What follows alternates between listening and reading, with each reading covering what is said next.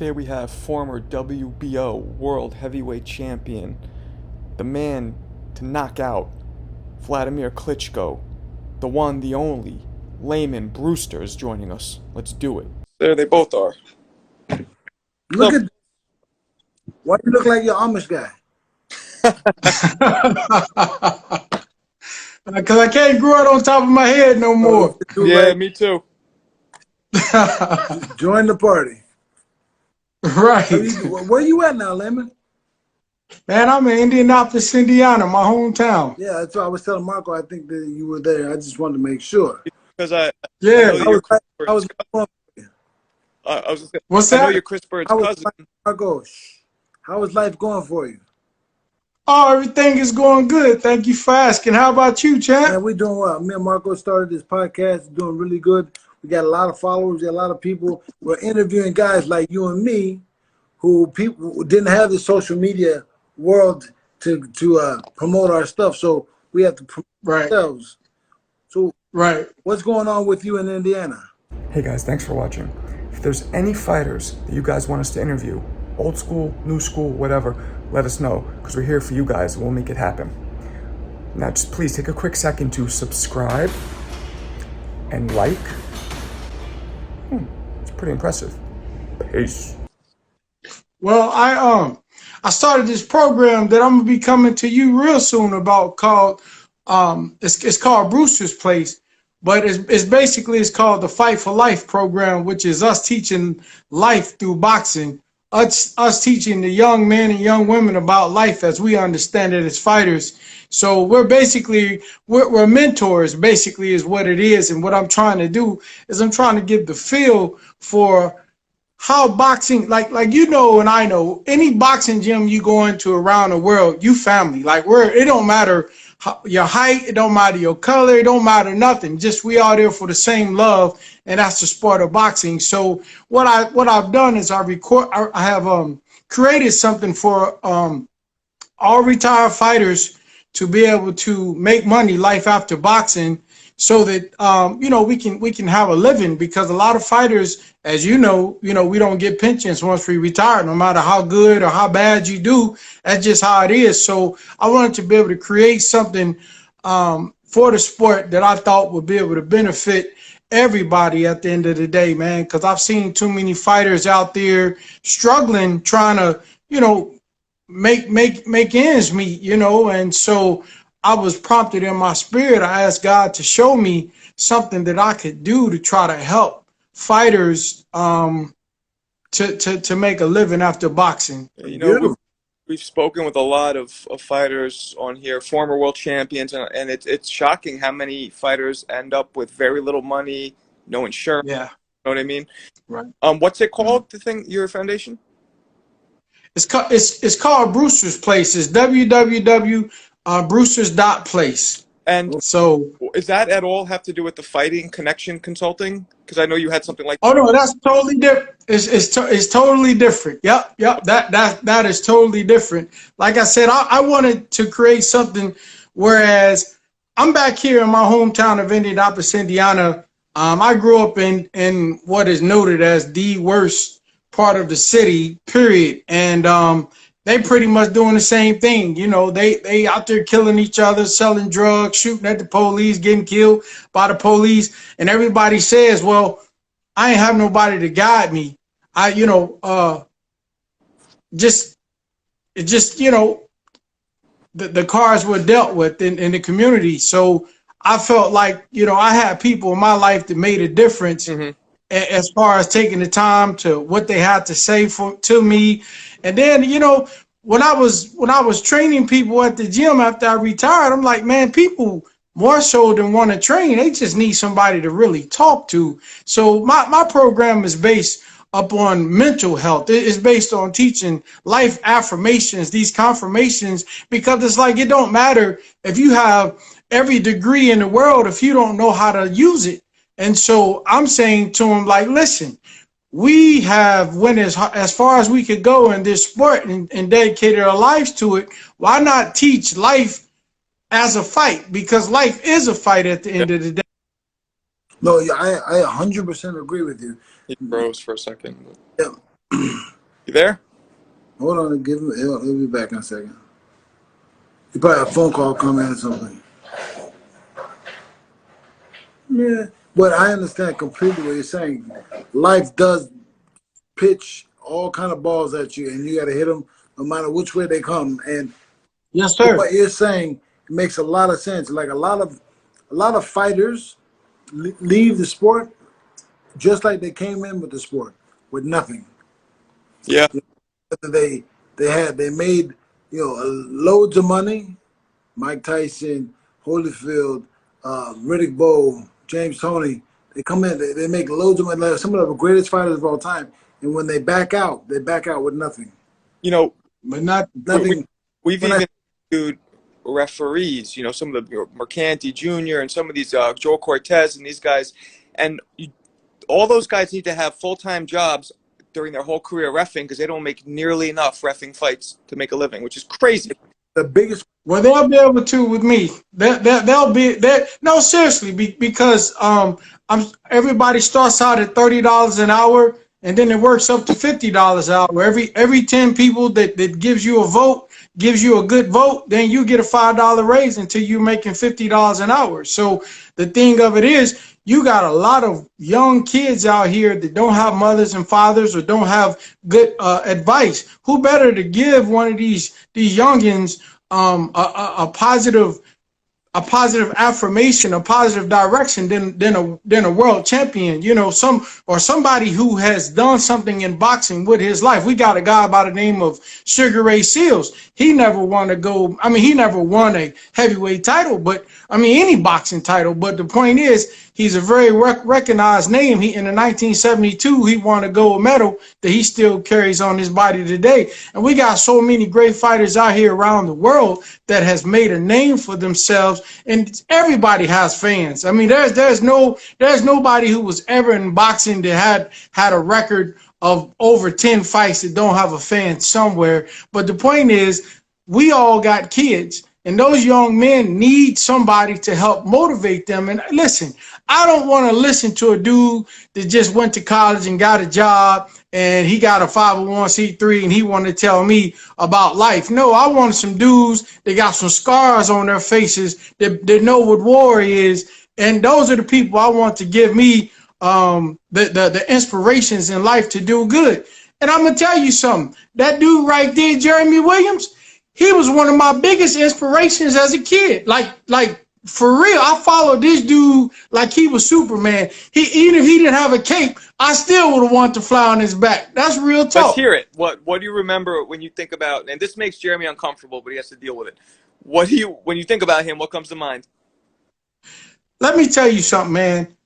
Jeremy Williams was Lamon Brewster's hero growing up. Because and it's crazy. I was so excited today when you guys was like, come on the show. I was like, wow, man, I'm such a fan of Jeremy. I don't even know if I can really even talk about myself because I grew up watching this dude.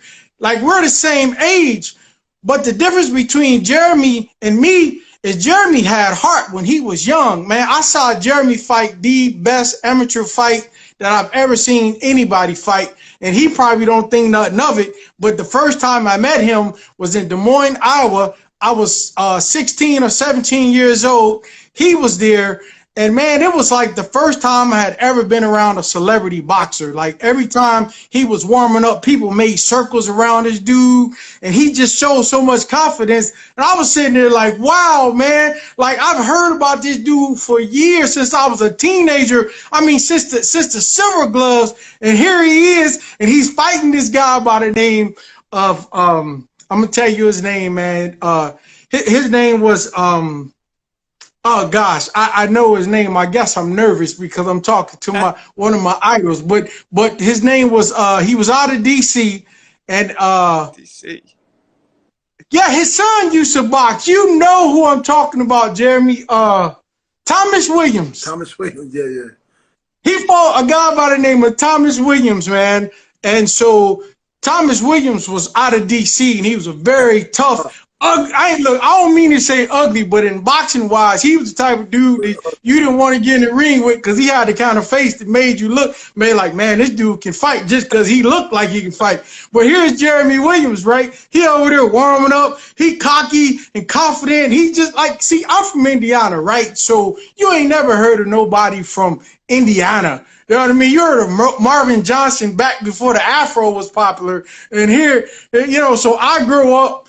And all I've ever heard was Jeremy Williams. Like he's the only. Well, I heard about John Bray, but I heard about Jeremy Williams all the time. Like from all the coaches used to always talking about all the things he won and how good he was. So that was my hero, man. And every chance I got, the USA magazine, I'm looking at Jeremy, trying to see how he carrying himself. You know what I mean? So for him to be fighting this dude, Thomas Williams, who's much older than him, and he's only like 16, 17, and I'm like, oh my gosh, like I'm nervous for him just because I'm from Indy no place, right? Like if you watch Rocky, then you thought you could box, but the point is we are at the Nationals, and here's the top light heavyweight in the United States. And I ain't never met nobody that was that high, that rated. I'm from Indiana. But the point I'm trying to make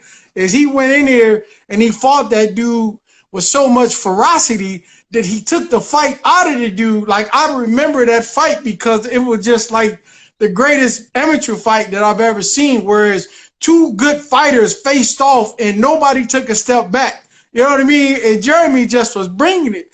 And you know what? I'm going to tell you, man, it's so crazy that I was such a fan of Jeremy that even when I finally got the chance to spar with him at Wildcard for all the years, thank you, brother, for helping me, man.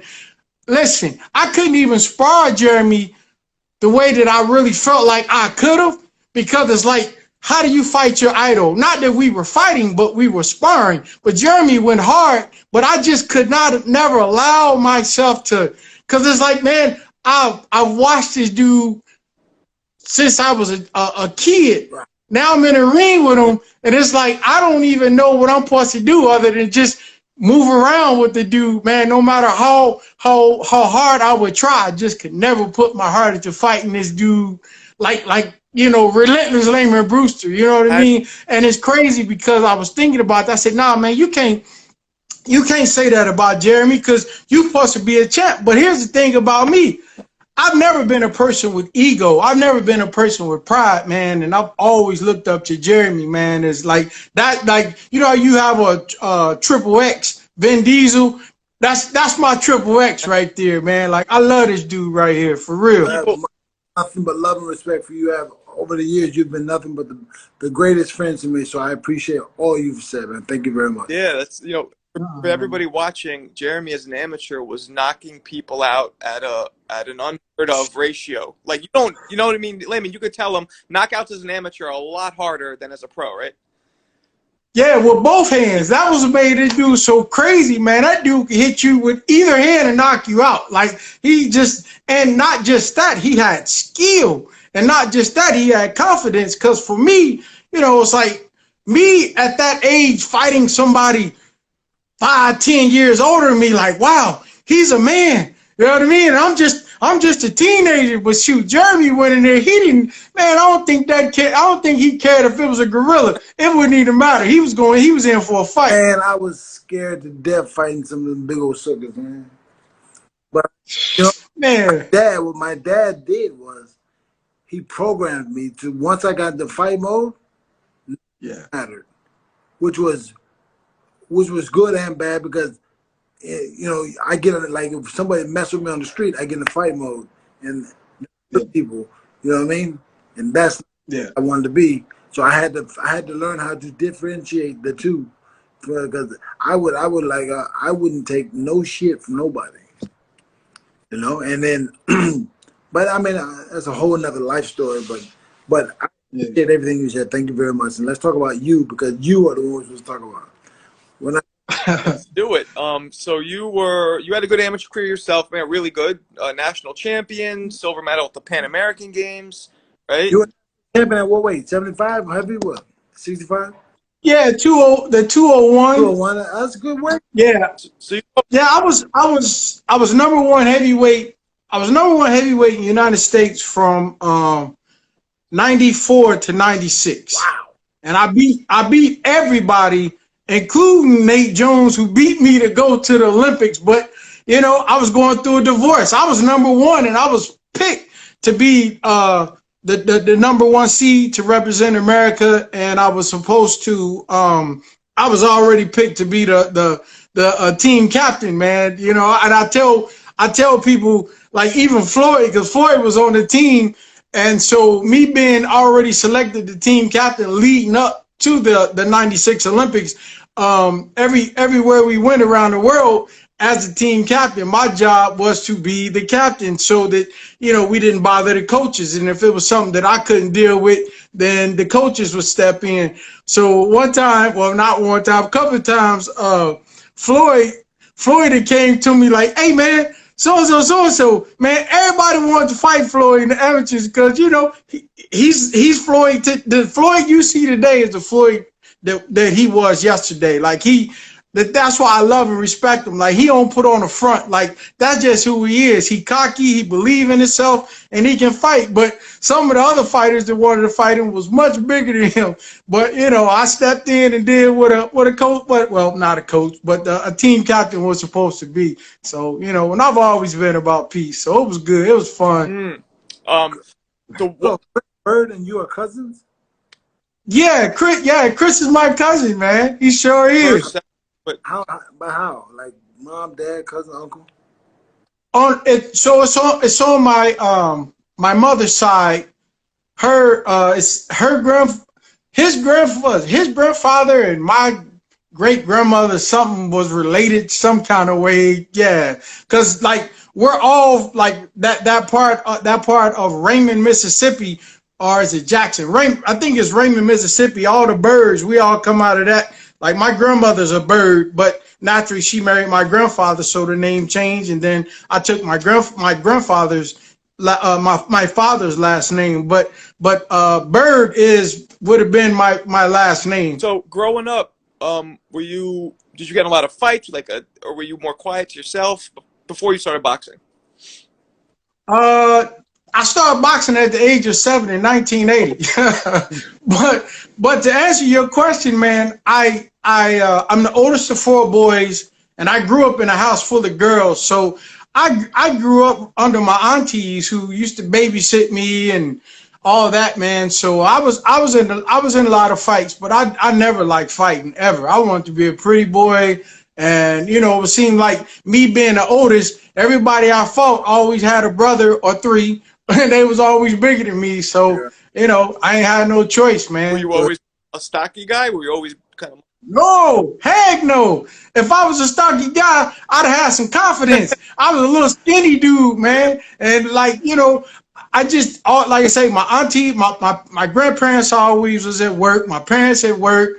And my father was there when he wanted to be. But the point is, man, I ended up just fighting because you know how guys can be when they're young and they don't know how to express themselves with a girl. So they'd always try to talk like to my aunties and disrespect them. And, you know how men, when you're young, you think hitting a girl or whatever you think which is the wrong thing to do when you're young, to try to let a girl know that you. So a lot of times I just found myself trying to really just defend my auntie, and that's pretty much how I started fighting. But the truth is, man, the craziest part.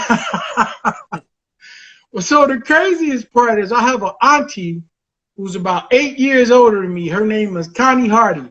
She used to babysit me all the time, man, and she used to beat me up every week, like just because she could, man. And I learned how to fight because the girl beat me up so much. True story. I can't even make it up. Hey, that's good. So your first pro fight was where, and who like, how did that look, and what weight did you fight? Your first pro fight. You said my first pro fight? Yep. I was a heavyweight. I was 200. I was like 200 and, gosh, how many pounds was I? I think I weighed in about 220, something like that. I went from a heavyweight from 180. Well, no, excuse me, I take that back. I went from when I left Indiana and went to Los Angeles. I went from 180 to 230. Wow. And then I guess because I could finally eat some food. Like I grew up in a house full of four boys, and it was always fighting for food. And then I get out to California, you get all this great food. I just was eating. And so to make a long story short, man, I went from 180 to 230, and then I went back down to the 201 heavyweight division, and I stayed there throughout my career. And I could have moved up, but at that time, Lance Whitaker, he was the #1 at the super heavyweight division, Mount Whitaker. So I just killed myself to stay down at the 201 area. Okay. Jeremy, we can't hear you. Can't hear you. I can't. He's just like talking. We can't hear you. His brother called him. Yeah, when you get a phone call on this, and then it just mutes when you try and like. All right, I'm gonna go grab my earpiece. I'll be right back. Okay. Yeah, go ahead. One second. Okay. There's a mute button, Jeremy. Hit the mute button. Punk.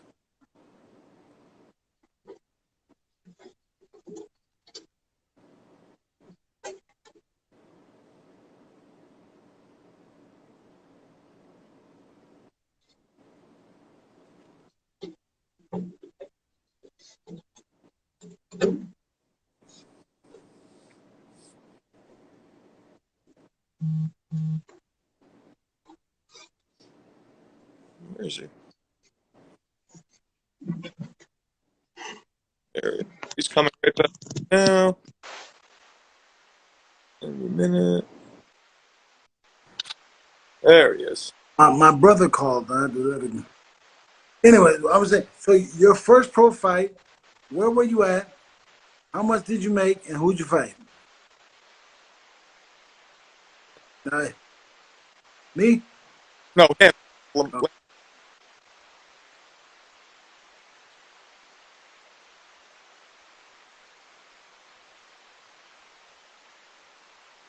Oh. Sorry?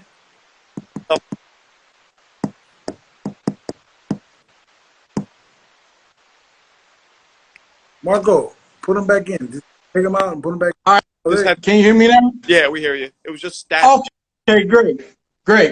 Okay, so my first pro fight was after the 96. It was in 96 at the end of the year of 96. I don't remember exactly when, but I fought at the Arizona Charlies out there in Las Vegas. Oh, yeah. And I remember that place. yeah, you know that I made $500 on that fight. I made $500. Now the crazy part was I was a well-decorated amateur, but the point was I didn't have at that time the right management to help me to make the money. Matter of fact, I was managed by a guy by the name of Willie Goat that used to play football for the Chicago Bears. Yeah, I remember him. Yeah, so he did the best he could, man, and it wasn't a hard fight. I stopped the guy in the first round with a body shot, but it was bittersweet because I was going through a divorce, the same thing that kept me out the Olympics, and then my best friend, he was like the only real big brother I ever had up to that point. His name was Bobby Ray Finch, and he was from Compton, and he had got killed behind that whole Tupac stuff because the guy that killed Tupac was from the same neighborhood that he lived in, and he had went to go drop his daughter off at school, and he came back and pulled up in front of his house, and the dude came down the street and he blasted him, and so I wanted to dedicate that fight to him. Are you talking about Orlando Jones? Is that his name? The guy who killed. Oh yeah, he was from Southside. Yeah, I just saw a thing on that. Yeah, I just saw a whole thing on that. Some guy named Keefe D, who was the head of the Crip. Yep, that's all. They're my guys, man. Yeah. Yeah, heck yeah. If you're from Indiana, how are you connected with Crips in LA or Bloods or whatever? Well, here's the thing. So, C's or B's? what's Were they that? C's or B's? They were C's. Okay. Yeah, from Southside. Don't mistake. And That'll get you hurt. what's that? That Marco, don't mistake that. That'll get you hurt. Pardon me. Yeah, that'll get you hurt, man. Yeah, they was definitely C's, but I met them because of a gentleman who was part of the management team, who actually was the one responsible for me coming out to Los Angeles. His name was Mitch Stein, and he was a big, high-profile attorney, and Bobby was actually his bodyguard at the time, and me and him just hit it off, man. And that dude was like, if I ever could have said I wanted my big brother growing up in life to be this way, that's what Bobby was, man. And it was sad that he got killed behind something that he didn't have nothing to do with, and he was a good dude. So I wanted to make sure I dedicated that fight to him, and I wasn't necessarily worried about the money because I believed enough in myself, skill-wise, man, because I done fought around the world, and I done knocked out everybody I fought pretty much in the amateurs. So I just said, well, you know, when you get me in the ring without gloves, it's going to be a whole even greater story for me to write. So, you know, that's what it was. I didn't trip off the money. The money came down the road, and I ended up fighting. Matter of fact, that was on Cedric Kushner's heavyweight explosion, Jeremy. Ike Beabucci was fighting on that. He was the headline. Ike Beabucci was the headline, and Hasim Rahman was the co-main event. Yeah. So, is there any? We'll get to your actual pro fights, but I'm just curious. This made me think: are there any sparring wars that you can remember against a fighter that we would know, a really well-known fighter, something that stands out that just was great sparring, or something you could talk about? Hey man, I'm talking to the legend, Jeremy Williams. What are you talking about? Yeah. Hey man, listen. Besides, sparring, I would have had an easier time making all sides of a Rubik's Cube line up than sparring with this dude. did he hit that? I'm talking about with my eyes closed. Like, man, this dude was so freaking good.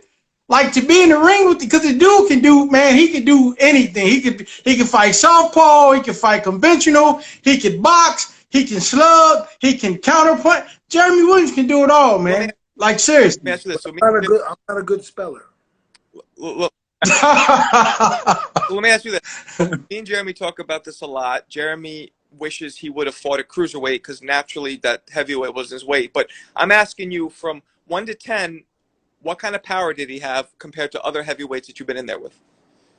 Shoot, man. That dude was a 10. Put it like this. If you got hit by him once, if you let him hit you again, you probably land on the canvas. Anytime that dude hit me with something, I made sure he never hit me again the same way he hit me the first time. Is there anybody else who stands out, sparring story, besides Jeremy?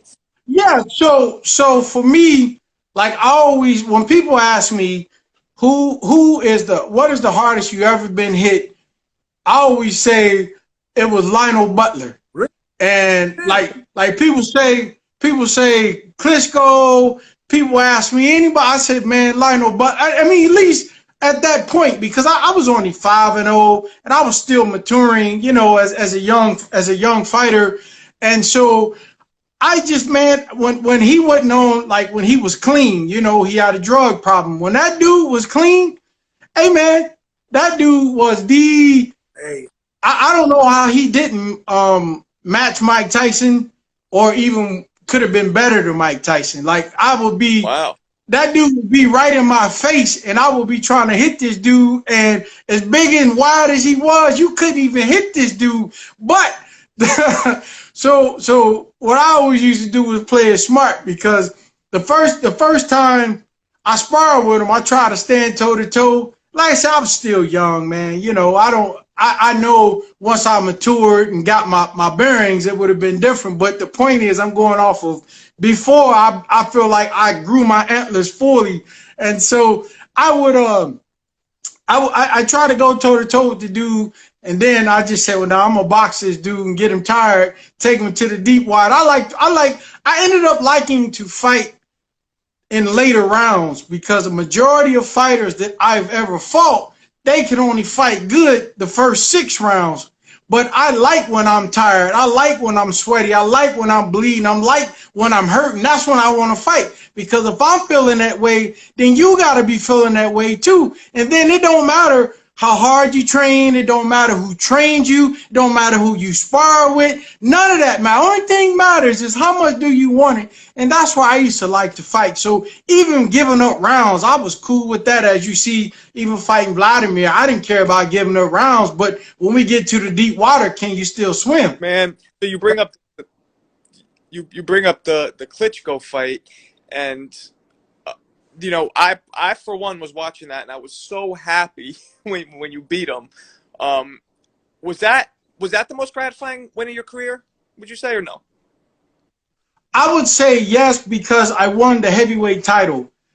So you have to understand, since I was, I'm gonna tell you exactly when. I don't know the date, but when Marvin Hagler lost to Sugar Ray Leonard, I was watching the ESPN headlines, because I didn't get to see it live, but it came on, dun-dun-dun, dun-dun-dun, and ESPN said Marvin Hagler has been defeated by Sugar Ray Leonard. And man, I promise you, it was like my spirit rose up out of me and looked down upon me and said, "You're gonna be a world champion." Now at this point, when that happened, I probably was fighting. I may have only been about 156 pounds, something. I don't know. But the point is, every year my weight just continued to grow up, to go up, to go up, to go up. So every time I'm praying to God, which was every night, Lord, let me be light heavyweight champion. Let me be middleweight champion. So it started like every so many years I have to change, to the point where when I got to the heavyweight division and I won the world heavyweight title, it took me about 8 months to totally stop praying to God to let me be world champ. I am champ, but I was so used to asking God to let me be champ that thank you, Father, I am champ. You know what I mean? Like in the middle of my prayer, I'll be like, Lord, let me be a heavyweight champ. No, thank you, Lord, for letting me be because for so many years, my whole life, it had been part of my prayer, you know? Yeah. So that's why I just try to poster child it out, man. I try to tell people, you can do and be anything in life you want to do and be, if you want to do it bad enough, because that means you'll do everything that you need to do to be successful in whatever that field is, man, because God will make a way. He made a way for me. How in the world does a dude come from Indianapolis, Indiana, didn't have nobody to look up to? This dude right here was the first dude I ever looked up to in boxing. I didn't know, I wasn't old enough to know Muhammad Ali, and I wasn't heavy enough to be a Mike Tyson. But this dude was my first real hero, you know what I mean? And that's why I say God is so good that he even led me to California. I'm training with this dude, you know what I mean? Like, that's crazy, man. No, I don't want to. Same thing with me. Me and him. I met Jeremy when I just started fighting amateur. We were both at Kevin Rooney's camp, and Nice. And I hate saying this now to him, but I kind of, same thing with me. I looked up to him. He was, at this point, he was just turning pro. So, I get it. I get it. Jeremy, you've been. Yeah, man. Well, and that's why I say, man, life has been so good to me in terms of me starting here and then going there. Like I'm the poster child of success, man, because I come from Indiana. And nobody came from Indiana, but not just came from Indiana, man. I got to be around great, like even his dad, man. I should go, like when we would be at tournaments, I would go and sit by his dad, just trying to listen to what he had to say. Like when he used to train Don, your brother, I used to always watch them working out. Like I've used everybody that I could to help me to make it, you know what I mean, to be a world champion, man. That's why I don't have an ego about being a champion, because I could never have become what I became and the success that I've had if I didn't have all these other people to help me to learn something here, to learn something there, to learn something here. You know what I mean? Like everybody, there's a lot of people in my life that has inspired me to make it to the top. That's why I say to people, I'm not a champion. We are a champion. It's everybody who helped me along the way, man. That's a beautiful saying. And you know what? And I think like that too, you know, with my championships. But I mean, to hear it said by somebody else, my colleague, I mean, that's a great saying, man. Yeah, man. That's great, Mark. You are part of that. We too, because you were one. Well, thank you. Yeah. Thank you. Question. So, how did you get involved with what's the cartoon? Oh, Sam There Simon. you go. So it's a funny story, man. I'm at Wild Card training, and I went over. I talked to Freddie a couple of days, or maybe I don't even know. Same day, I don't even remember. But I was like, Freddie, I need a manager, man. And so he was like, okay, I'll look out for you. So I'm over hitting heavy bag one day, and this dude walk up to me, and he like trying to talk to me. And you know how a fighter is when you hitting the bag, like, man, get away from me. Like, don't, like, wait to the round end or something, you know? And so he was trying to talk to me. He was saying his name. I don't know who he is, you know? And so afterwards, we started talking, and he was like, yeah, you know, I work for the Simpsons and this and that. But I didn't know that he created Bart Simpson. Like, I didn't know he was a co-creator. Like, I was like, wow, maybe I would have stopped right away. Yeah, right. It was that was news around the whole the LA boxing world was when you were linked up with the Simpsons, man. That was wow, that's crazy. Yeah, I love that dude, man. I love Sam, man. You know, and that's gonna be a lifelong regret because when I was fighting, you know, as a professional, I didn't make a lot of money. Not the money people think that I did. And that was only because, you know, Sam didn't care about money. You know, he's a billionaire. What did he need to care about it for? But, you know, my ego, you know, I'm like, man, look, I deserve this. So, you know, what I did was I bought in some other people, another gentleman to help me with the negotiations of the fights, not to take Sam's role or anything, but just to help with the negotiating so that I can make the money that I'm supposed to make, man. Because why is it that I beat Wladimir Klitschko when nobody could beat him, and I can't even make $1 million? Like, that don't even make sense, you know? Like, so I bought in a gentleman that could get me the money I deserve, but, you know, Sam was unhappy about that because I didn't consult with him about it, which I should have, you know, but I was very immature about it, and I did, and so Sam, he still supported me, but he chose not to be on my management side anymore, you know. So, you know, like I say, I love Sam, man. I will always love that dude, and I'll always defend him, and I thank him for everything he did for me.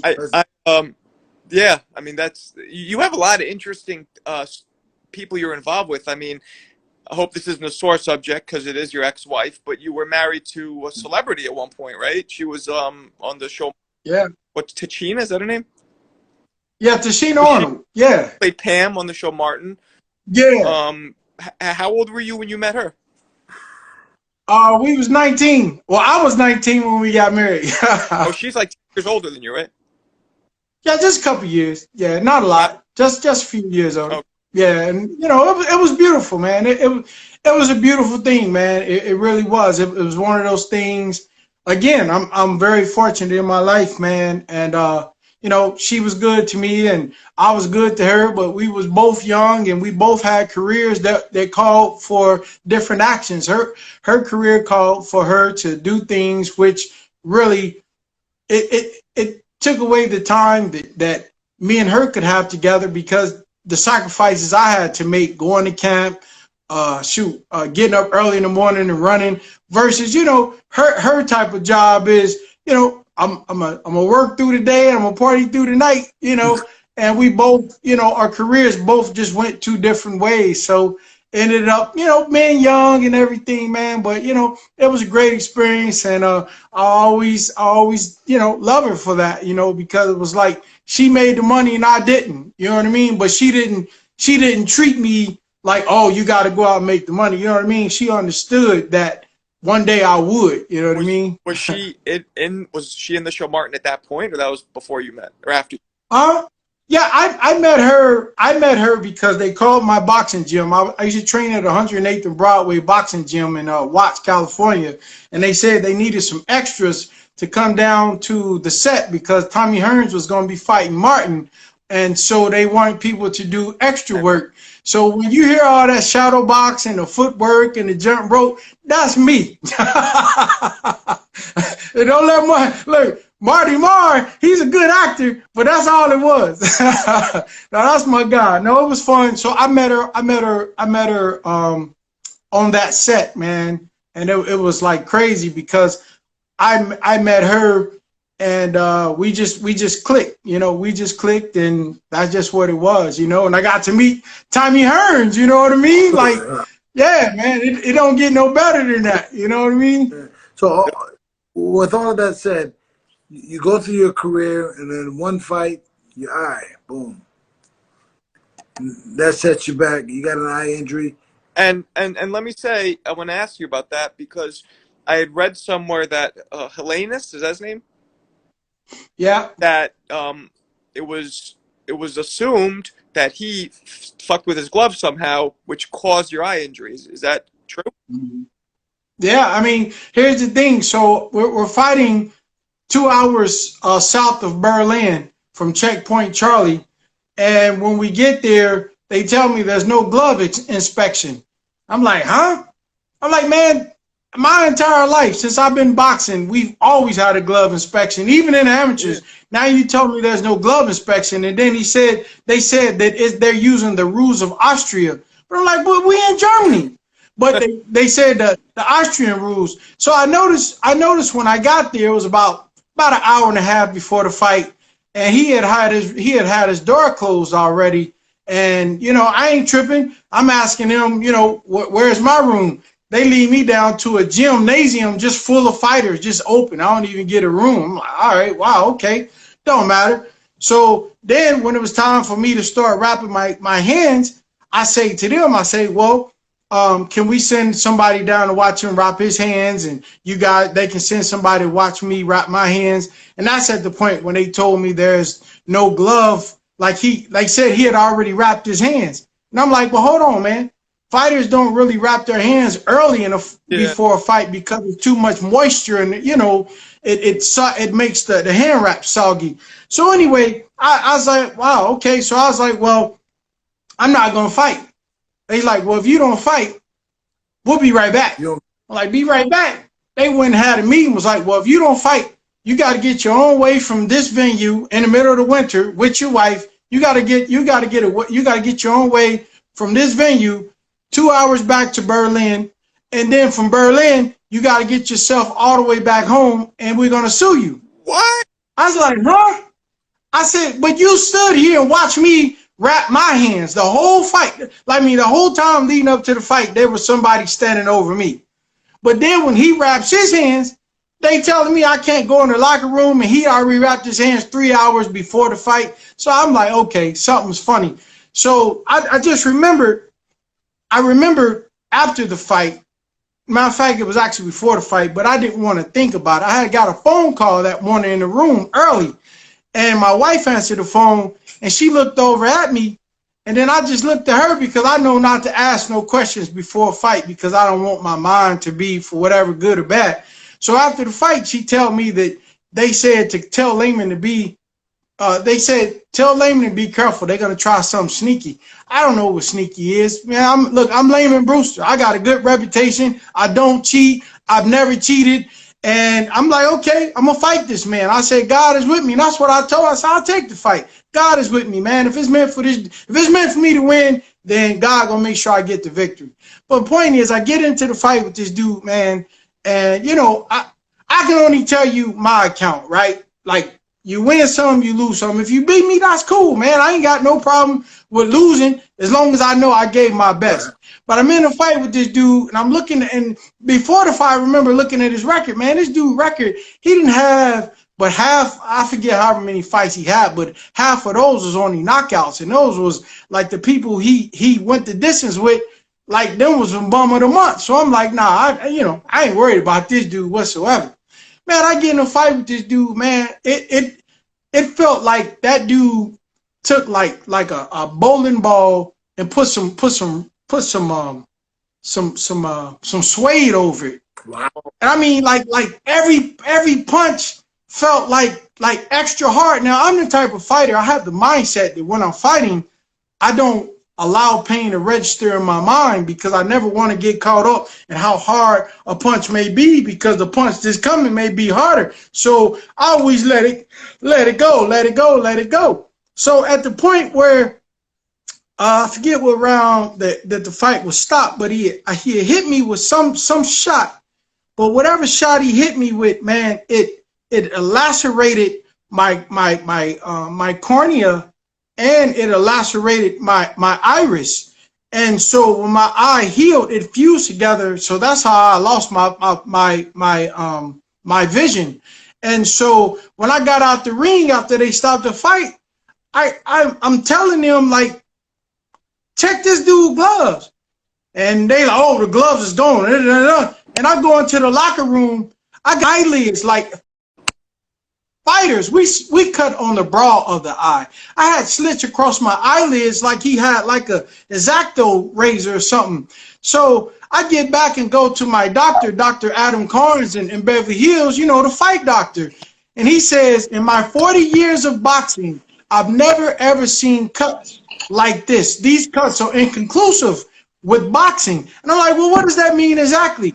I've never seen these type of cuts in boxing. And he said that you should sue these people. So I inquired about that. They said I got to get on a plane, fly back to Germany to sue the biggest German company, boxing promotion company in Germany, with their fighter that they were trying to build up. I said, man, look, I'm just going to let it go. As a matter of fact, coming to find out, he did the exact same thing to another heavyweight fighter that he beat, man. That guy, he ended my career. I'm blind in my eye because of him. You know, what do you think, or what do you know? What did he do to the gloves?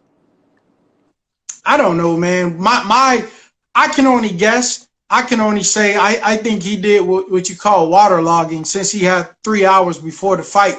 That's where you put the wraps on, pour water over it, put more wraps on, more water, more wraps, more water. And then you can take it's really easy to take out that foam padding now, since it ain't horsehair anymore, that foam padding that goes over the glove, because that's what it felt like, man. I mean, I've been in the ring with the hardest punchers like Jeremy. Man, this dude punched 10 times harder than anybody I've been in the ring with, man. And his record didn't reflect that. Like, he should have had a record of all knockouts with everybody he fought, man. I got a good chin. And this dude, I mean, whatever it was, man. Matter of fact, that was the first time. No, it was the second time from the Klitschko fight I took a knee. But that was the first time I had officially been knocked down, man. He hit me with a punch sort of like on the dome. And I was like, wow. And I went down, man. Like, I know for a fact that those guys cheated, man. I can't prove it, but God knows. So at the end of the day, I have to live with it. But, you know, I say I make a joke to myself. The Bible says it's better for a man to go to heaven with one eye than go to hell with two. So I got one eye, and I'm more focused on life because of it. Maybe he did me a favor. I don't know. Put you in a group. Well, whatever that happened, sorry that happened to you in our sport, but, you know, people cheat all the time in every sport. Yeah. So at this point, you know, you're living a great life. You got everything worked out in Indiana. I mean, like, you know, you're helping kids, you're helping fighters. I mean, you're doing what you want to do, and yes, you can't get better than that. Yes, I agree. I agree. Yeah, man, you sound, you know, I know we kind of moved past this, but I wanted to bring up the Andrew Golota fight, because to me, that was probably the most impressive fight, most impressive fight to me. Because, I mean, you dispatched this man who wasn't easy to beat. You know what I mean? Right. Right. Did that make you feel any kind of way? Like, did you feel, or was it just another day at the office? Well, that fight was one of the only fights I ever took personal in my whole career, amateur or professional. Why? Because they wouldn't allow me to fight in my hometown of Indiana. I'm the only world champion that probably never fought in his hometown, but they told me I could fight in Chicago. Well, Chicago was the biggest city in the world for me growing up. But come to find out, it's the largest Polish population outside of Poland. Yep.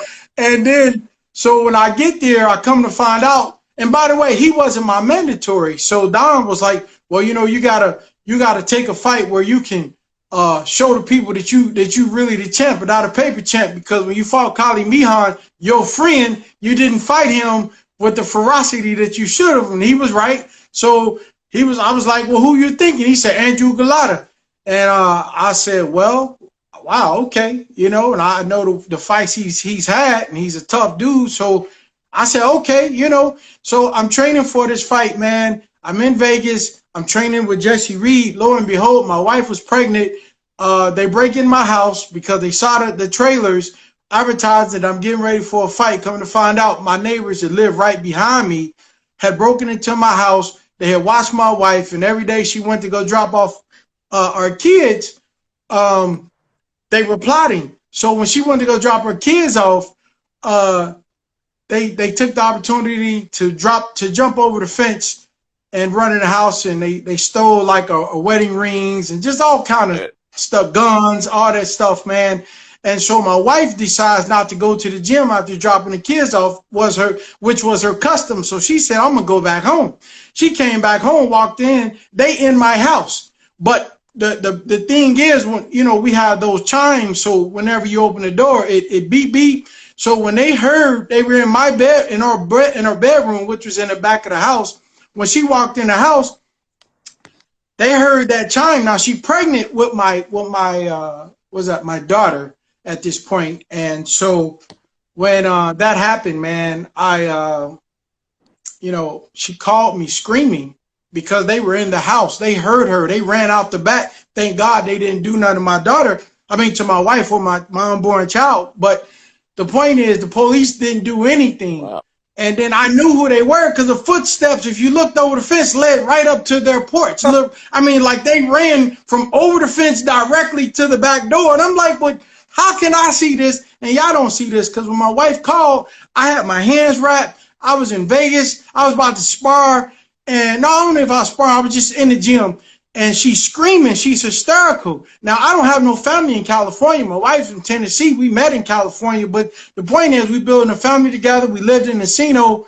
And she's like, help me. Like this my wife. Like I don't know what's going on. So I just, man, I grabbed somebody's keys, jumped in the car, and just drove to Las Vegas airport with my boxing wraps on, my trunk, my whatever I had on. I just had that on. I caught the first thing to Burbank because I didn't live far from Burbank. And then, you know, I get there and I see what's going on. And then I go around to the neighbors and they acting like they can't speak English. I'm ready to kill all of them. But, you know, I'm like, okay, what am I going to do? What am I going to do? I got this fight coming up. And then just so happened the fight got put back. So now I got to wait even longer from being in camp. And then I'm away from my wife thinking about, well, what if they want to come back in my house with my wife and my kids?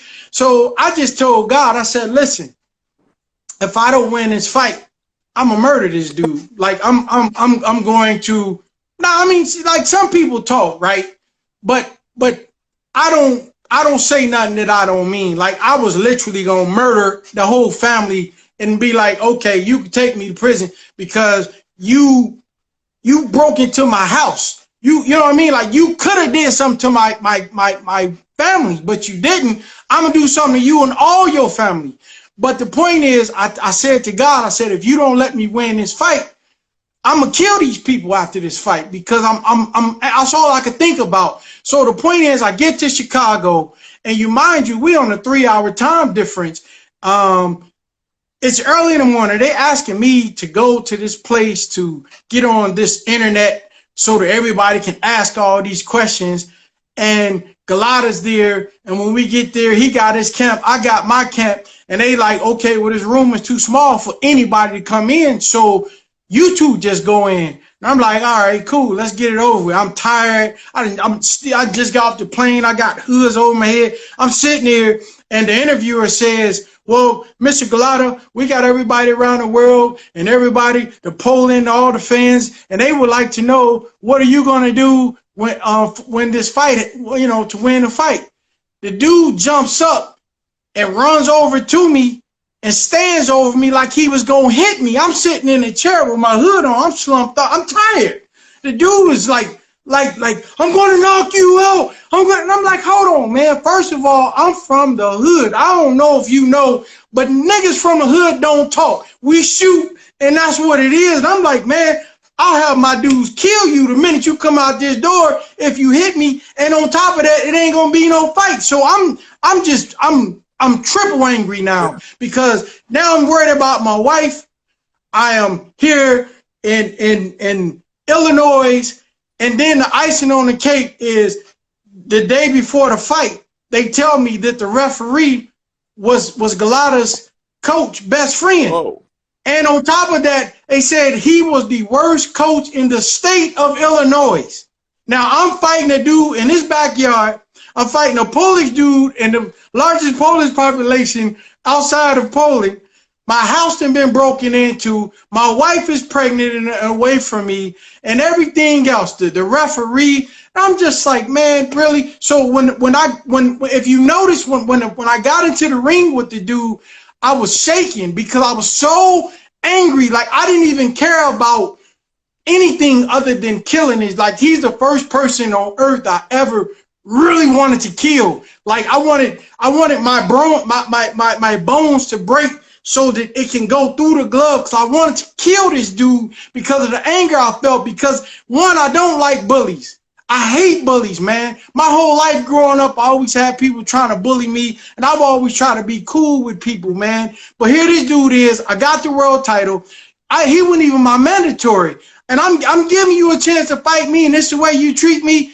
One of us got to die. So when the bell rang, if you notice, I didn't go out there with technique and form. I just went out there to fight. I'm a street fighter at the end of the day. I mean, that's the way I grew up. So he chose to stand toe-to-toe with me. And in the history of boxing and the fight, I've never had a man stand toe-to-toe and try to bang with me. That's that. In the words of Don King, his chances are slim to none, and Slim is out of town. See, me and Jeremy always have this debate where he says that anger isn't good in the ring, and I think controlled anger is the best thing you could have.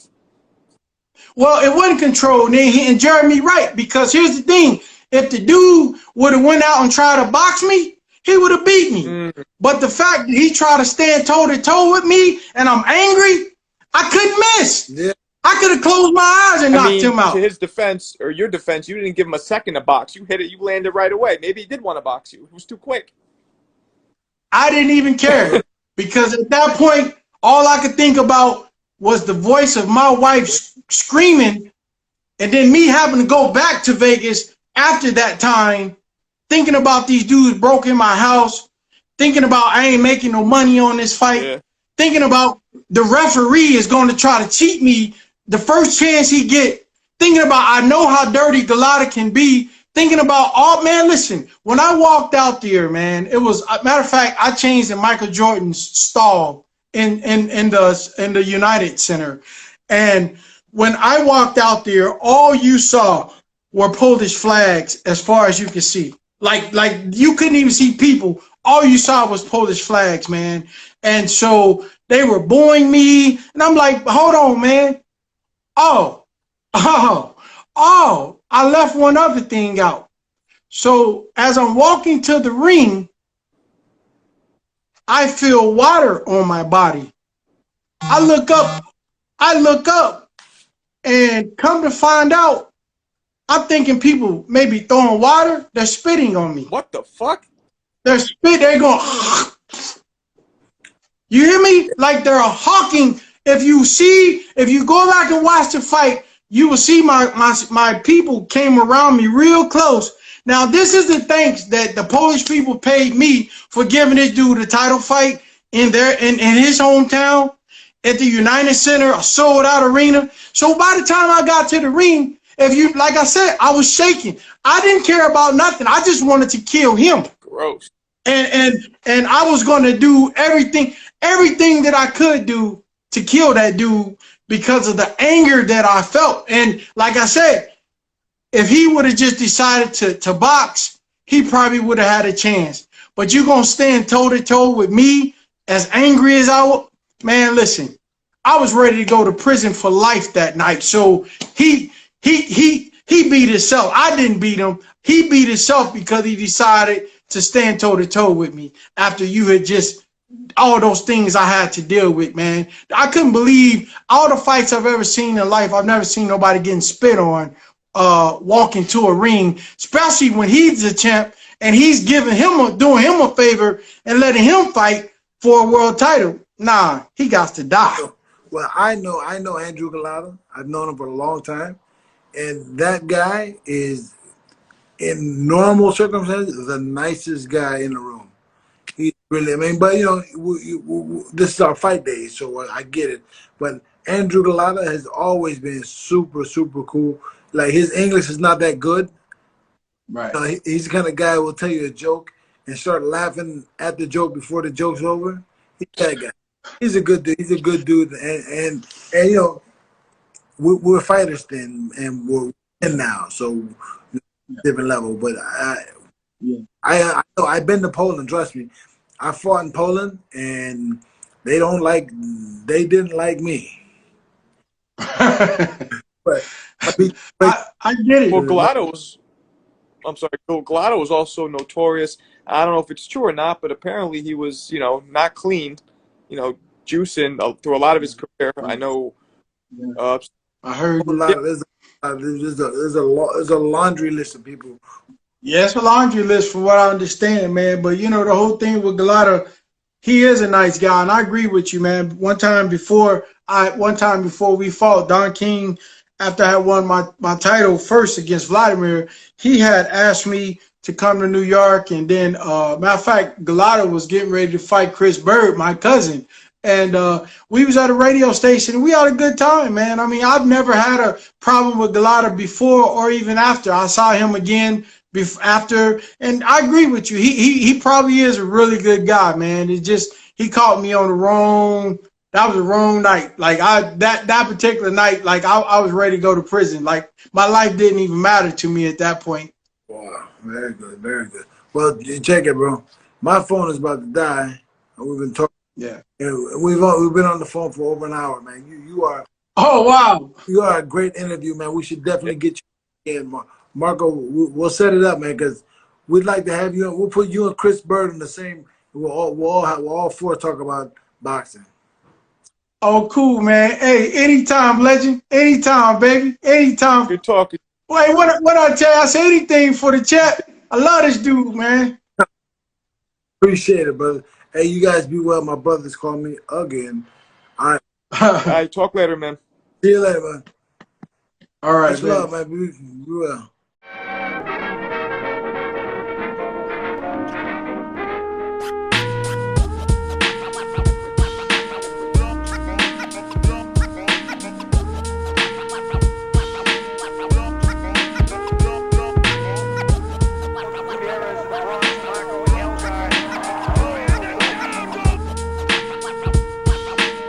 Sounded